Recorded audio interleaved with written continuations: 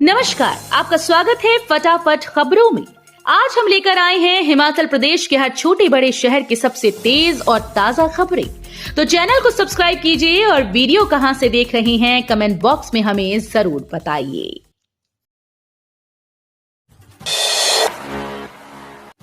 हिमाचल के 3 शहरों में अधिकतम पारा 40 डिग्री सेल्सियस के पार, जानिए मौसम पूर्वानुमान। हिमाचल प्रदेश के मैदानी व कम ऊंचाई वाले क्षेत्रों में प्रचंड गर्मी लगातार जारी है। शनिवार को प्रदेश के 3 शहरों में अधिकतम तापमान 40 डिग्री सेल्सियस के पार दर्ज किया गया। मौसम विज्ञान केंद्र शिमला की ओर से राज्य के मैदानी व मध्य पर्वतीय भागों में 30 मई तक मौसम साफ रहने के आसार जताए गए। ऐसे में पारा और भी चढ़ने के आसार हैं। कई भागों में 26 से 28 मई तक हीट वेव का येलो अलर्ट जारी किया गया।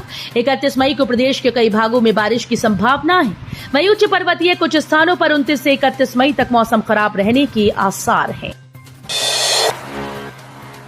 सीएम सुक्खू बोले, अनुमति मिले तो 24 घंटे में महिलाओं के खाते में डालेंगे 1500 रुपए। मुख्यमंत्री सुखविंदर सिंह सुक्खू ने कांगड़ा जिले के जवाली, इंदौरा और नूरपुर विधानसभा क्षेत्रों में कांग्रेस के लिए प्रचार किया। उन्होंने कांगड़ा से प्रत्याशी आनंद शर्मा को भारी मतों से विजयी बनाने की अपील की और भाजपा पर ताबड़तोड़ हमले किए। मुख्यमंत्री ने कहा कि भाजपा महिलाओं की 1500 रुपए पेंशन को रुकवाने के लिए रोज नए अड़ंगे डाल रही है। नेता प्रतिपक्ष जयराम ठाकुर और अन्य भाजपा नेता बार बार चुनाव आयोग के पास महिलाओं की सुख सम्मान निधि को रुकवाने में लगे हैं और दिल्ली से भी चुनाव आयोग पर दबाव डाला जा रहा है। उन्होंने कहा कि कांग्रेस के विरोध के बाद चुनाव आयोग ने महिलाओं की पेंशन के फॉर्म भरने को अनुमति दी और अब महिलाएं योजना के फॉर्म भर रही हैं। अगर भाजपा अपना विरोध वापस ले और चुनाव आयोग अनुमति दे तो 24 घंटे में महिलाओं को 1500 रुपए उनके खाते में ट्रांसफर कर दिए जाएंगे। खुशखबरी, हिमाचल में अब जब चाहो तब करा सकेंगे हिमकेयर कार्ड रिन्यू, लाखों परिवार होंगे लाभान्वित। हिमाचल प्रदेश के लाखों हिमकेयर कार्ड धारकों को राहत मिली। हिमकेयर की वेबसाइट को अब कार्ड के नवीनीकरण के लिए खोल दिया गया। शुक्रवार शाम 7 बजे से नवीनीकरण की प्रक्रिया शुरू हो गई। इससे पहले आदर्श चुनाव आचार संहिता लागू होने के बाद से नए कार्ड बनाने के साथ नवीनीकरण भी बंद कर दिया गया था। ऐसे में हिमकेयर योजना के लाखों लाभार्थियों को समस्या आ रही थी। हिमकेयर की वेबसाइट पर नवीनीकरण करने वालों को संदेश आ रहा था कि 5 जून तक नए कार्ड बनाने और नवीनीकरण पर रोक है। अब केवल नए कार्ड बनाने पर ही रोक रह गई। प्रदेश में हिमकेयर के तहत 8.43 लाख परिवार पंजीकृत हैं। स्क्रीनिंग व सब्जेक्ट एप्टीट्यूड टेस्ट का परिणाम घोषित, जानिए कितने उम्मीदवार हुए पास। हिमाचल प्रदेश लोक सेवा आयोग ने पशुपालन विभाग में पशु चिकित्सक अधिकारी के पदों को भरने के लिए आयोजित स्क्रीनिंग टेस्ट व सब्जेक्ट एप्टीट्यूड टेस्ट का परिणाम घोषित कर दिया। ये टेस्ट बीती 25 फरवरी को आयोजित हुआ था। इसमें 117 उम्मीदवार उत्तीर्ण हुए हैं। उत्तीर्ण हुए उम्मीदवार पर्सनालिटी टेस्ट के लिए क्वालिफाई हुए। लोक सेवा आयोग के सचिव देवेंद्र कुमार रतन ने बताया कि परिणाम आयोग की वेबसाइट पर भी उपलब्ध करवा दिया गया है। जून जुलाई में होगी बीएड की परीक्षाएं, ऑफलाइन फॉर्म भरने की प्रोसेस शुरू। बीएड द्वितीय व चतुर्थ सेमेस्टर और बीएड प्रथम व द्वितीय वर्ष वार्षिक प्रणाली की परीक्षाओं के दृष्टिगत परीक्षा फॉर्म भरने की प्रक्रिया शुरू हो गई। विद्यार्थी 15 जून तक बिना विलंब शुल्क के परीक्षा फॉर्म ऑनलाइन भर सकते हैं। इसके बाद हिमाचल प्रदेश विश्वविद्यालय के नियमों के तहत विलंब शुल्क वसूला जाएगा। विद्यार्थियों को ऑनलाइन परीक्षा फॉर्म भरने के बाद फॉर्म की हार्ड कॉपी सभी संबंधित दस्तावेजों के साथ तय समय में असिस्टेंट रजिस्ट्रार के पास जमा करवानी होगी। यूनुस बोले, आदर्श आचार संहिता लागू होने के बाद अब तक 7 लाख लीटर से ज्यादा अवैध शराब पकड़ी। हिमाचल में स्वतंत्र और निष्पक्ष चुनाव के मद्देनजर किसी भी प्रकार की अवैध गतिविधि को रोकने के लिए राज्य कर व आबकारी विभाग पूरी चौकसी से कार्य कर रहा है। विभाग ने राज्य के सीमावर्ती जिलों सिरमौर, सोलन के बद्दी, बिलासपुर, कांगड़ा और चंबा में अवैध शराब और कीमती धातुओं को लेकर बड़े स्तर पर छापेमारी की। ये जानकारी राज्य कर और उत्पाद शुल्क आयुक्त डॉक्टर यूनुस ने शनिवार को ऊना जिला मुख्यालय पर पत्रकार वार्ता को संबोधित करते हुए कही। राहुल बाबा एक बार फिर से 40 के नीचे सिमटेंगे। हमीरपुर में अनुराग ठाकुर के समर्थन में गरजे अमित शाह। हिमाचल प्रदेश में 1 जून को लोकसभा चुनाव और विधानसभा उपचुनाव के लिए मतदान होना है। चुनाव को लेकर सभी राजनीतिक पार्टी ताबड़तोड़ चुनावी प्रचार में जुटी हैं। केंद्रीय गृह मंत्री अमित शाह हिमाचल प्रदेश के दौरे पर हैं। उन्होंने हमीरपुर में भाजपा प्रत्याशी अनुराग ठाकुर और कांगड़ा में राजीव भारद्वाज के समर्थन में जनसभा की। प्रधानमंत्री मोदी ने भी कल हिमाचल के मंडी और नाहन में रैली को संबोधित किया था।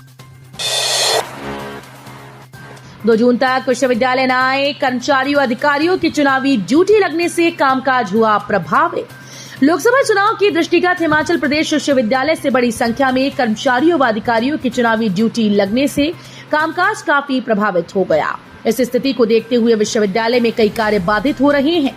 इसे देखते हुए विश्वविद्यालय प्रशासन ने आम जनता के लिए सर्कुलर जारी किया कि विशेषकर दूर दराज के क्षेत्रों और अन्य राज्यों से विभिन्न कार्यों के लिए आने वाले लोग 2 जून तक विश्वविद्यालय न आए, केवल आपात स्थिति में ही विश्वविद्यालय आए, जबकि 3 जून से विश्वविद्यालय का कामकाज पुनः सामान्य हो जाएगा।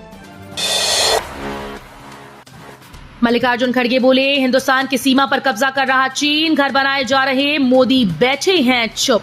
कांग्रेस के राष्ट्रीय अध्यक्ष मल्लिकार्जुन खड़गे ने कहा कि चीन हिंदुस्तान की सीमा पर कब्जा कर रहा है, घर और मकान बनाए जा रहे हैं और मोदी चुप बैठे हैं।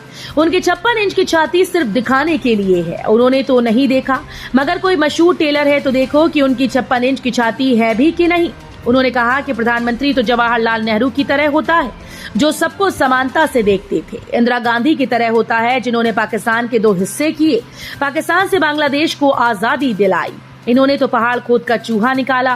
खड़गे ने शनिवार को शिमला संसदीय क्षेत्र के रोहड़ू में कांग्रेस प्रत्याशी विनोद सुल्तानपुरी के लिए जनसभा को संबोधित किया। पठानकोट मंडी एनएच पर पहाड़ी धंसने से मलबे में दबी 3 पोकलेन मशीन, मजदूरों ने भागकर बचाई जान। पठानकोट मंडी राष्ट्रीय उच्च मार्ग पर अचानक एक पहाड़ी धंस गई। इस दौरान वहां पर काम कर रहे मजदूर मशीनरी छोड़कर भाग निकले, जिसके चलते एक बड़ा हादसा होने से टल गया। चौकी प्रभारी कोटला संजीव कुमार के अनुसार यह हादसा लगभग रात को करीब 1 बजे हुआ। जैसे ही पहाड़ी खिसकने लगी तो काम करने वाले मजदूर वहां से अपनी जान बचाकर भाग निकले। इस दौरान पहाड़ी की चपेट में आकर 3 पोकलेन मशीन मलबे में दब गई। उन्होंने बताया कि पहाड़ी धंसने के बाद रास्ता अभी तक बंद है। हरियाणा का चिट्टे का आरोपी दोषी करार, मिला 4 वर्ष का कठोर कारावास।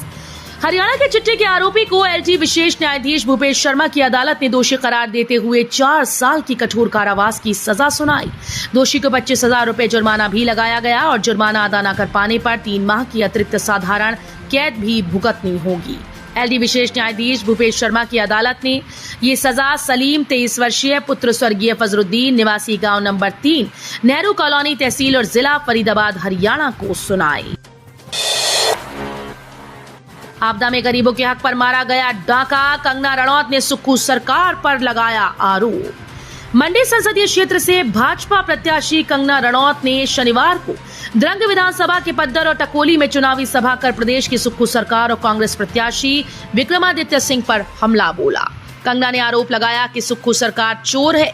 मोदी सरकार द्वारा आपदा के दौरान दिए गए 1800 करोड़ रुपए हड़प गरीबों के हक पर डाका मारा। प्रदेश की जनता ऐसे लोगों को कभी भी माफ नहीं करेगी। ट्रक की चपेट में आने से सड़क क्रॉस कर रही बच्ची की मौत। पुलिस थाना बद्दी के तहत ट्रक यूनियन के पास ट्रक की चपेट में आने से एक बच्ची की मौत हो गई। पुलिस थाने में पीड़ित परिवार ने बताया कि शाम के समय ट्रक यूनियन के पास एक ट्रक तेज रफ्तार से आया और सड़क क्रॉस कर रही बच्ची आरती पुत्री ईश्वर निवासी बरेली उत्तर प्रदेश को टक्कर मार दी। हादसे के बाद मौके पर मौजूद लोगों ने बच्ची को बद्दी अस्पताल पहुंचाया, जहां चिकित्सकों ने उसे मृत घोषित कर दिया। ट्रक चालक की पहचान रविंद्र सिंह पुत्र जरनैल सिंह निवासी नूरपुर जिला कांगड़ा के रूप में हुई। तो ये थी आज की फटाफट खबरें। हम मिलेंगे अगले बुलेटिन में, तब तक के लिए धन्यवाद। जय हिंद।